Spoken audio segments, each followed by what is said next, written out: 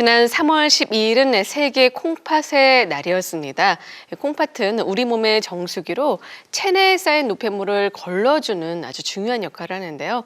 그래서 세계보건기구는 매년 3월 둘째 목요일을 세계 콩팥의 날로 정해서 콩팥 건강의 중요성을 알리고 있다고 합니다. 콩팥의 날을 맞아서 소변에 단백질이 섞여 나오는 단백뇨에 대해서 자세히 알아보겠습니다. 허두영 의학 전문 기자 나오셨습니다. 안녕하세요. 네, 건강하시죠? 네. 자, 사실 이제 건강 검진하면요, 꼭 네. 하는 게 바로 소변 검사잖아요. 그렇죠. 제일 네. 먼저죠. 소변으로 건강 이상 신호를 감지하는 거기 때문에 꼭 하는 거죠. 네.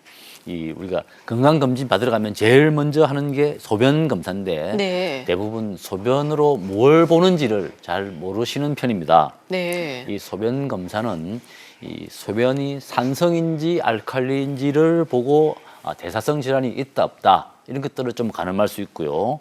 또 물의 량과 물이 아닌 성분의 량이 얼마나 되는지를 보고 당뇨가 있겠구나라는 것도 의심하고, 또 소변으로 빠져나와서는 안 될 성분이 어떤 게 얼마나 있는지를 보는 겁니다. 예를 들어서 적혈구가 나오면 이건 혈뇨가 있는 거잖아요. 그런데 피가 나온다는 건데 이게 요로 감염일 수 있다는 거고요.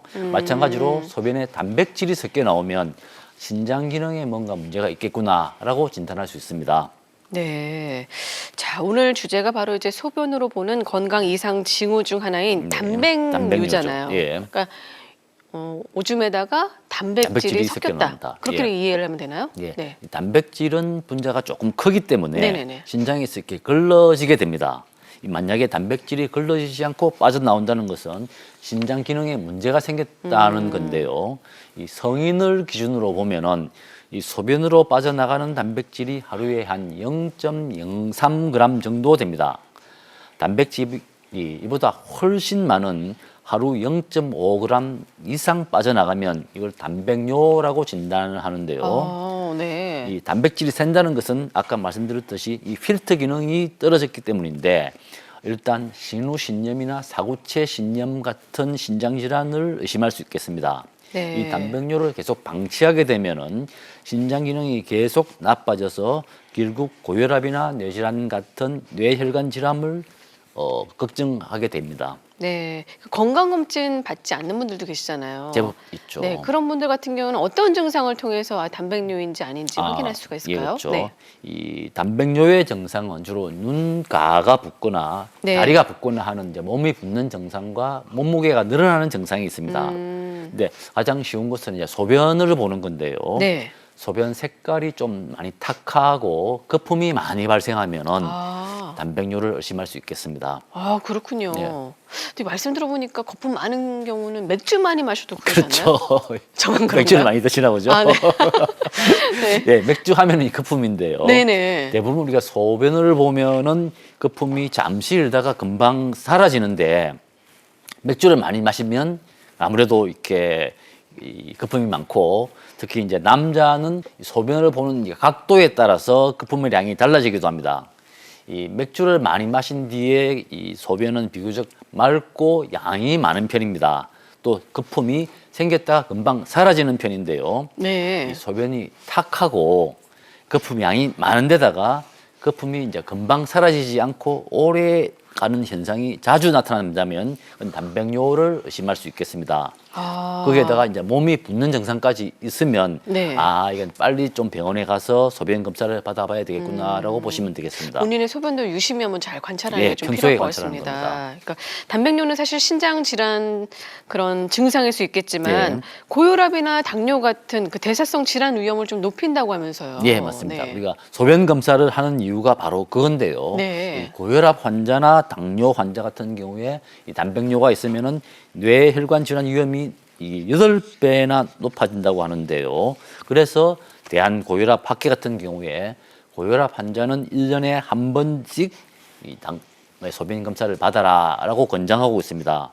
이 소변 검사에서 단백뇨가 양성으로 진단이 나오면 또 대사증후군 위험이 높다고 합니다. 이 서울대 병원에서 조사한 건데요.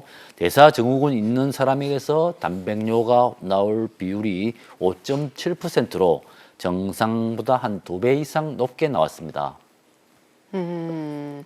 사실 단백뇨 같은 경우에는 이제 신장 기능이 떨어졌을 때 나타나는 징후 중 하나로 뭐 당뇨, 고혈압과 같은 만성 질환뿐만 아니라 심뇌혈관 질환과도 관련성이 높은데 네. 자, 그러면 어떻게 좀 예방할 수 있죠? 예, 우리가 평소에 먹는 우리 밥상에서 이 네. 쌀밥이 단백뇨를 예방하는 데 효과가 있다고 합니다. 아, 그래요? 예, 우리 을지병원에서 연구한 자료인데요. 쌀을 하루 평균 한 끼 이하로 먹는 집단은 네. 한 끼 이상 먹는 집단에 비해서 단백뇨 위험이 46%나 높다고 합니다. 이 고혈압이나 당뇨병 같은 그런 인자까지 감안하면은 그 위험이 54%까지 높아지는데요. 쌀을 하루 평균에 한 끼 이하 먹는 집단은 전체의 17% 정도인데 네네네. 주로 젊은 여성들이라고 합니다. 이들은 주로 이제 과일이나 야채보다는 주로 육류를 많이 먹고 또 끼니를 자주 거르고 빵이나 피자 같은 걸 간식으로 자주 먹는다고 하는데 아무래도 좀 규칙적이고 균형 있는 식습관이 중요하겠습니다. 아, 그렇군요. 다이어트 하는 여성분들 많으실 텐데 네. 이거 좀 잘 참고를 하셔야 될 것 같습니다. 단백뇨는 육류를 많이 먹거나 또 운동을 또 많이 한 뒤에도 나타날 수 있다고 합니다. 그래서 일시적인 증상이라면 너무 걱정할 필요가 없지만요. 고혈압이나 당뇨와 같은 병증이 있는 경우에는 단백뇨가 나온다면 바로 병원을 찾으셔야 한다는 점 꼭 기억하시기 바라겠습니다. 오늘 말씀 감사합니다. 네, 건강하세요.